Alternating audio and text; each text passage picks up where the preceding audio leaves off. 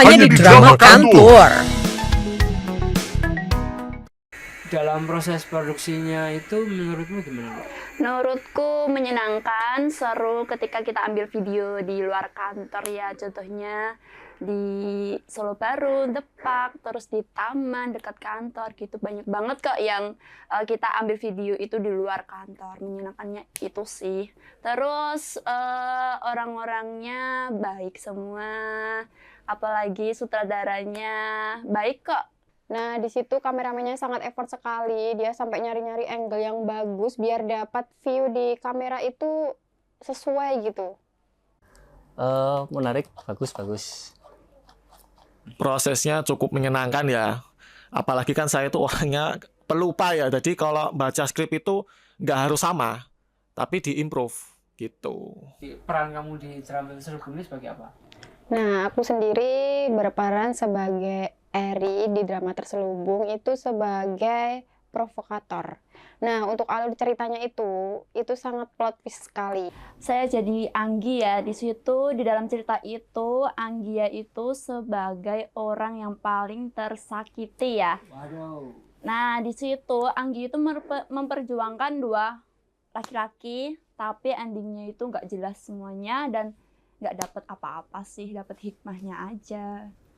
Saya sebagai Janu, peran saya itu tokoh antagonis yang merebut wanita dari Arman yang bernama Anggi. Nah, untuk ceritanya itu saya suka sama pacar sahabat saya sendiri. Nah, tujuan saya dalam peran itu saya pengen ngerusak hubungan mereka berdua. Aku di sini sebagai Arman, sesuai nama asliku Armanito. Aku menjadi seorang pria yang apa ya, bisa dibilang bad boy kali ya. Beringasan. Iya, beringas gitu loh. Jadi kayak orang bilang itu Sangian. Sasimo gitu loh. Sana sini monggo gitu ya.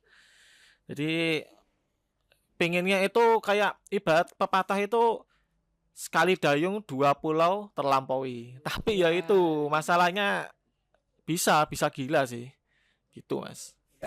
Terus untuk pendalaman peran yang diperankan kamu sebagai Anggi yang di film ini seperti apa?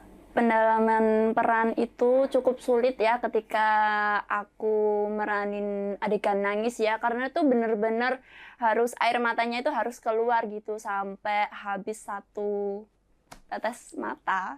Nah, untuk mendalami peran tersendiri itu mungkin agak sulit ya. Cuman kan itu ada skripnya sendiri, nah bisa dibaca. Nah, dan aku kan di situ berperan sebagai orang lain lah istilahnya. Kan aku nggak tahu ya, aku harus berperannya gimana.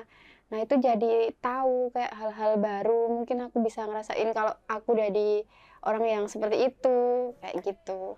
Kesulitan saya yaitu untuk mendalami peran dan menghafalkan skrip. Terus untuk kesulitan seperti apa? Oke, kendala yang saya alami ketika bikin konten drama itu yang pertama mungkin waktu sama tempat. Jadi kita harus menyesuaikan apa ya, kalau orang Jawa bilang itu ngrigenke lah. Bicaranya tempat yang seminim itu bisa jadi konten gitu sih. Selama proses produksi, kendala yang pertama yaitu skrip, man. Skrip aja kan harus membuat alur cerita dan itu kan ceritanya harus runtut ya. Harus runtut. Jadi di setiap episodenya itu kan harus ada ada, kalau aku bilang ada kickersnya, ada sesuatu yang menendangnya gitu loh. Biar menggiring audiens agar ngikutin alurnya terus gitu. Terus nyambung antara transisi di episode 1 sampai 2. Itu kan setiap momennya kan harus beda-beda. Itu kalau dalam segi skripnya. Kalau dalam segi produksinya ya kendala pertama cuaca, kadang kan hujan, tempat, lokasi, itu sih yang menjadi kendala. Oke, kamu kan sebagai editor, director, copywriter ya. Lah, bagaimana sih kamu men-treat para talent agar nyaman? Agar nyaman ya. Kalau agar nyaman ya asu. Oke, kalau Beri sedikit perhatian. iya. Kalau untuk men-treat talent, yang pasti kita harus sabar, harus telaten gitu loh. Kita mendikte setiap scene-nya. Kita harus storytelling dulu sebelum kita eksekusi, kan kita harus storytelling dulu. Nanti kamu gini perannya, ekspresinya kayak gini. Gitu. Jadi ya seperti itu. Kita harus sabar, terus harus bisa treatmentnya ya benar-benar nggak sah-sah tok gitu loh, gitu sih. Terus kalau misal pas proses editing itu kan pasti kan butuh semangat yang berlebih nih. Nah, Kalau ketika kamu bad mood itu gimana cara ngatasinya? kalau bad mood ya nggak tak edit mas, ngedit saat tekane gitu loh. Oh, gitu. Soalnya kalau editor itu moodnya kacau sedikit wae wes kacau, nggak Mempengaruhi udah semua ya. udah nggak ada mood.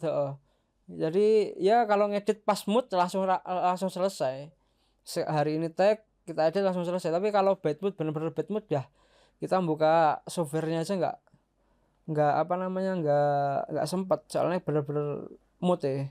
Mood itu Oke. bener-bener penting kalau ngedit itu men. Oke, terima kasih ya Mas ya. Oke, thank you. Tonton terus drama Terselubung. Jangan lupa komen. Jangan lupa tonton terus drama Terselubung ya guys. Dadah. Nah, jangan lupa like, komen, dan subscribe ya. Nah, jangan lupa like, komen, dan subscribe ya.